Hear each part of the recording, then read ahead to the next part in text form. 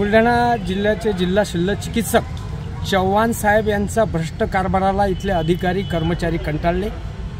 त्यांच्याकडून पर्सेंटेज मिळाल्याशिवाय त्यांचे पगार काढला जात नाही। 6-6 महिन्यापासून त्यांचे पगार पेंडिंग ठेवले आता, त्यामुळे ते रुग्णांना सुविधा देऊ शकत नाही। त्यांची मानसिकता खच्चीकरण करण्याचं काम इथला जिल्हा शल्य चिकित्सक करत आहे। रुग्णांना जो आहार दिला जातो, जे जेवण दिला जातो, नाश्ता दिला जातो, त्याच्यामध्ये 40% जर जिल्हा शल्य चिकित्सक भ्रष्टाचाराची मागणी करत असतील तर त्यांना कोणत्या पद्धतीचं जेवण मिळते हे खऱ्या अर्थाने तपासण्याची गरज आहे।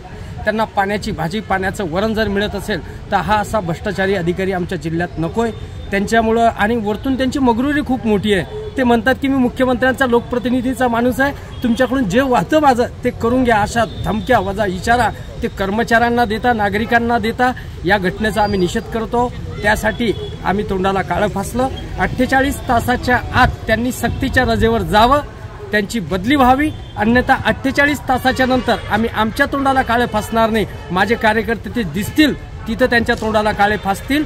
हा आदर्श निवडणूक संहितेचा भंग होऊ नये याच्यासाठी मी माझ्या स्वतःच्या तोंडाला काळं फासलं।